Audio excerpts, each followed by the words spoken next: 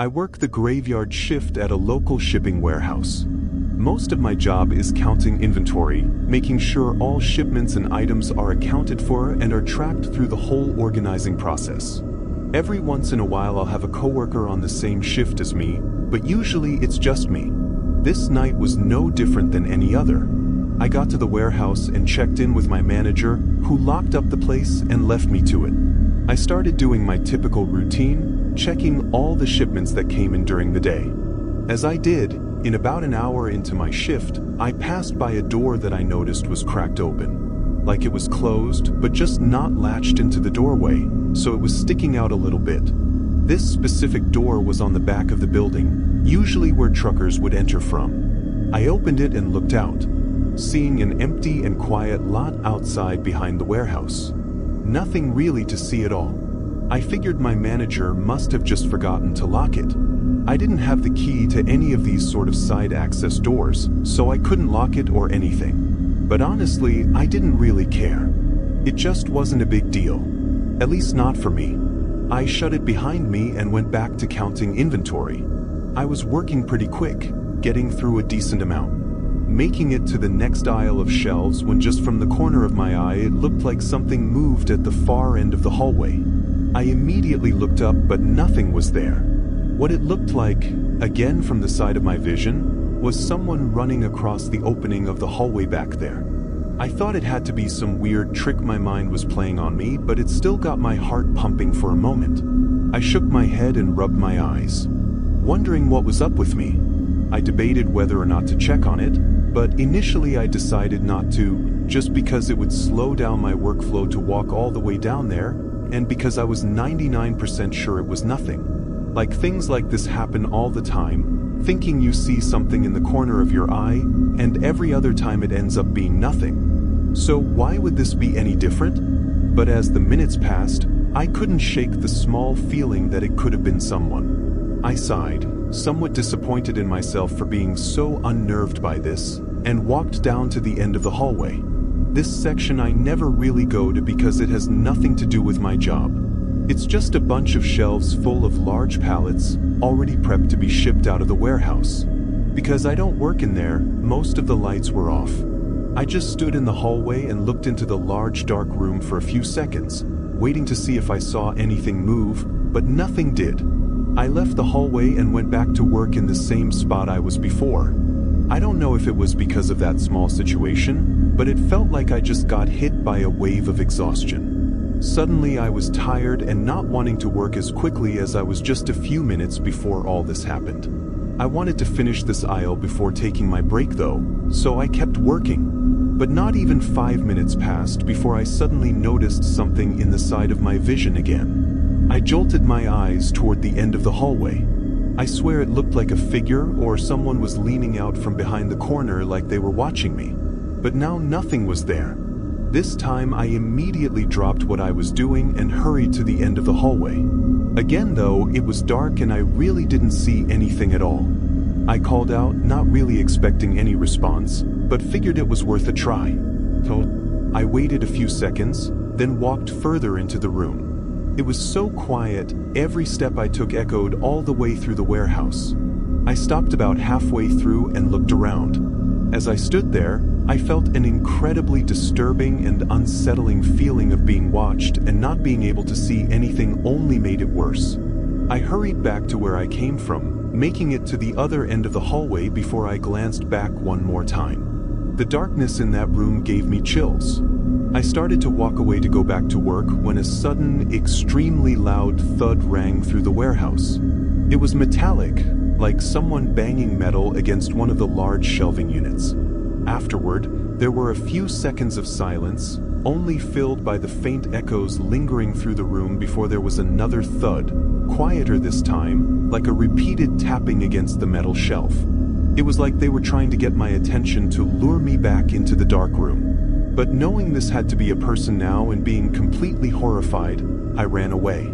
I went to the back door and out into the parking lot. After making it a safe distance, I called for help. I really didn't expect much from the police, at least not right away. But surprisingly, when they went in, they found someone hiding behind one of the large shelves in the dark room. It was a man in his 40s with a very disheveled and creepy look. But even more creepy is that when they reviewed the security footage, they found him walking around the outside of the building several times throughout the last week and going around checking all the doors to see if they were unlocked.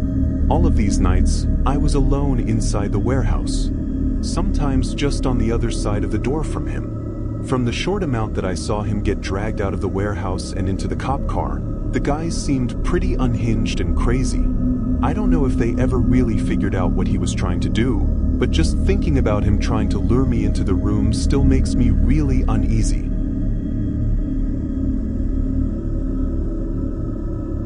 When I was in college, I worked part-time overnight shifts at my parents' 24/7 laundromat. It was just some dinky place on the edge of town. The building I had always found surprisingly creepy for what it was.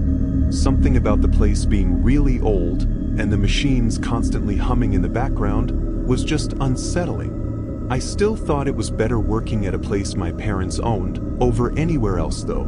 This was a Friday, which was the only day I worked a full overnight shift from 10 p.m. to 6 a.m. I took over from my dad, who left me some snacks in the back room and told me the usual, to call and wake him if I needed anything.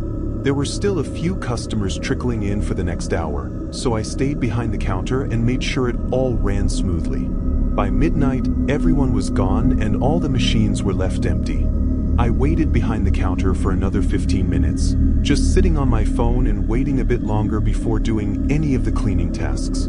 But during that time, a customer walked in. I looked up and was pretty confused. He had nothing with him, like no clothes or laundry of any kind.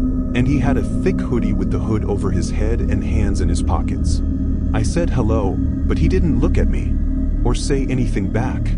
He just walked in and slowly made his way through the aisles of washers and dryers, kind of looking around, I guess, before going back to the entrance and leaving out the doors. I couldn't help but watch him as he left and walked out into the parking lot. He didn't get into any car or anything, he just crossed the street and went out of sight. It's not every day someone walks into a laundromat in the middle of the night for no reason and just walks around. I guess he didn't technically do anything wrong, but I felt really weird about it. Being alone in there definitely didn't help. I think if other customers were inside, I would have felt safer for sure and maybe not even noticed anything. With nothing to do about it though, I just started doing my cleaning tasks. As I cleaned, the only reason I could think of for that guy coming in and walking around was that maybe he was looking for a lost clothing item that he might have dropped earlier in the day. It was a stretch considering the obvious thing to do would be to ask me if I had seen it, but he didn't. That's pretty much all I thought about for the next 20-ish minutes as I walked around and cleaned off all the counters and tidied up the place. At some point though, I happened to look up from what I was doing, and standing right outside the entrance was that guy from before. I almost didn't even realize it was a person behind the glass, because he was wearing all black, and of course it was dark outside. By the time I did and recognized him, he had started walking away already. How long was he standing there watching me for? After a few moments, I went up to the door and got as close as I could to look down the storefront, but the guy was already gone. I couldn't even see where he went. Something about his appearance and the eerie way he was just showing up was really creepy and didn't make me feel comfortable at all. I thought about calling my dad, but I would have felt horrible waking him up and having him take over my shift just because of some guy I thought was slightly suspicious. I knew my dad wouldn't give me a hard time about it, but I was still in my first couple of months working there and wanted to prove I was reliable. I stayed on the lookout for the next hour, pretty much sitting behind the counter and staring out the front windows the whole time. After more time passed though, and with still no customers coming in at all, I slowly started to pay less attention. I was on my phone for a while, just trying to wait out the time, until there were a couple short creak sounds from the back of the building. I got up and walked a few steps toward the back, trying to listen. I could hear what sounded like shuffling around or someone moving things in one of the back rooms. I only listened for a few seconds before knowing someone was back there and realizing I needed to leave. I turned and quietly moved to the front door, preparing to call the cops and pushing on it to leave. But the door got stuck. It wouldn't open. I looked down, seeing through the glass that something was around the handles on the outside of the door. I immediately realized that that's what the man was doing outside the building when I saw him standing by the door watching me. My whole body filled with panic. There was only one back exit door. I started very quietly stepping closer to the back room, still hearing them moving stuff around back there, but definitely doing so in a careful way, as if they were trying to be quiet about it. When I got to the doorway and looked in, I saw him. His back was facing me as he was searching through some of boxes on the floor. Then I looked at the exit. This was my chance. I sprinted for the door. The man immediately shifted around and saw me. I got to the door and for a moment my heart sank. There was some makeshift-looking rope tied around the handle like he was trying to tie it shut. Fortunately, whatever he did didn't work and I was still able to force it open and make a run for it. As soon as I was out of the building, the man came out too, but now out in the open he didn't chase me. He just made a run for it. My dad and police came, but there wasn't a lot of leads on where he could have gone to. Clearly, that man was trying to trap me inside with him. I'm assuming he was trying to do it sneakily, but had to look around for something to help tie down the back exit door, which ultimately allowed me to escape when I did. His intentions were likely horrifying, and now replaying the whole night back, it feels crazy that I didn't notice anything was really wrong until the last minute. At least now I'm 1,000 times more aware when I'm working alone, never trusting anyone to be truly harmless. Because I know if that man was successful in locking that back door, there would have been no escape for me.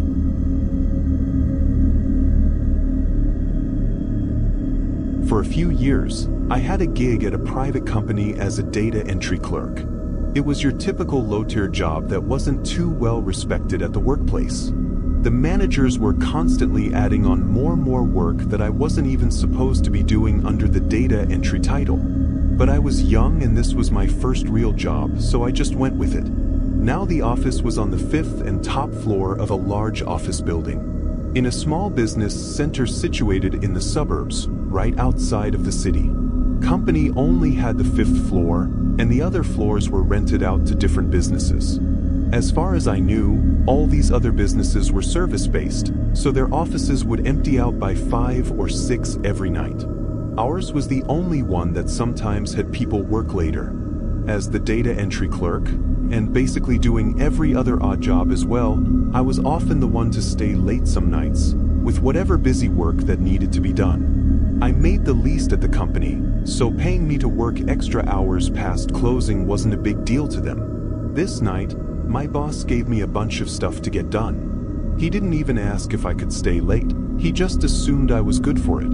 And me being the pushover I was at the time, I just went with it. The extra money always helped, and with the office empty, I actually enjoyed the work better, not having to be under the stress of being watched and micromanaged all day.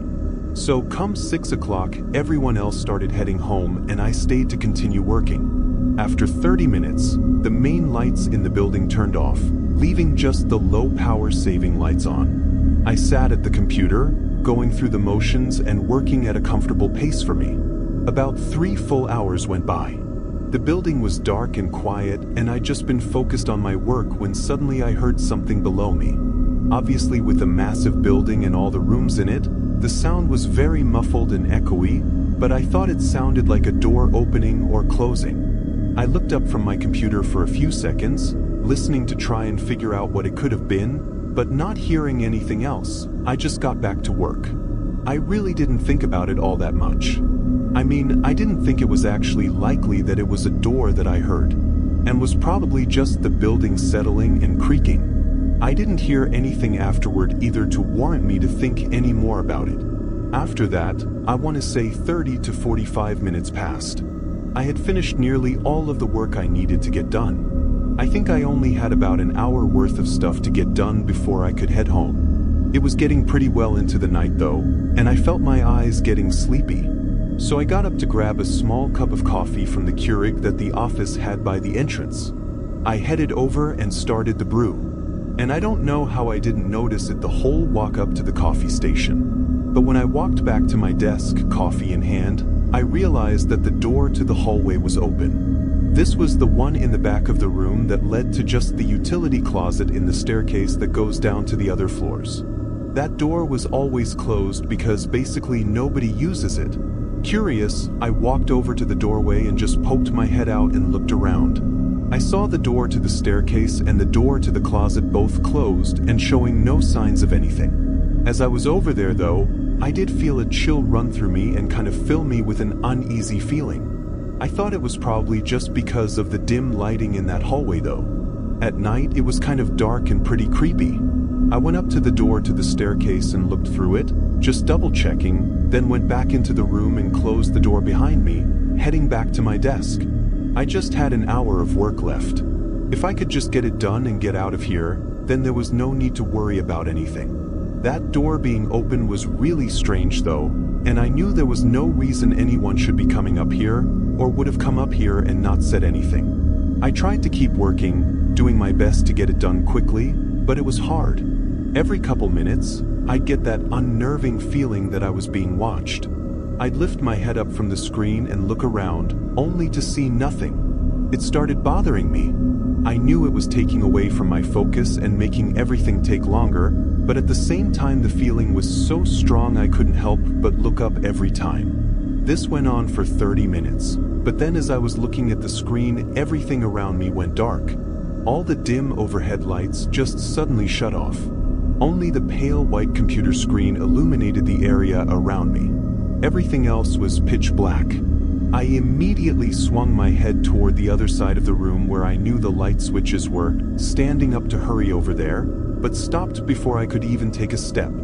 In the silence of the building, I could hear the soft, slow footsteps of someone walking from that direction, one after the other, walking closer and closer to me, from the darkness past the illumination of the computer screen. I listened, frozen in fear for a few seconds before my adrenaline pulsed through me and I ran from my desk. I went straight for the door to the staircase. I made it to the hallway and into the staircase where finally there was some light. I didn't stop running until I got to the first floor and out of the building. Obviously then I called 911. I stood in the cold outside the building for nearly 15 minutes before an officer arrived and then waited another 5 minutes for 2 more officers before they finally searched the building. And by then they found no one inside. Just as frustrating, it took 2 days to get the security footage. And yet, it wasn't all that helpful anyway. The building was old and had a 30-year-old security system that was in black and white and really pixelated and blurry.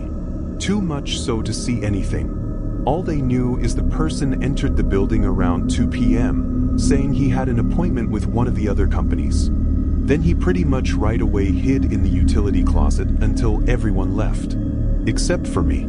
He walked around for a while until he noticed I was still there. And at that point, it's not clear what he was trying to do or what he wanted. Maybe he was just trying to scare me out of the office, or maybe he had a more sinister intention. Without any real conclusion though, I decided to quit afterward. I'm really glad I did for a lot of reasons, but not having to be alone in that building after that incident was a big one. Especially knowing he still has never been found.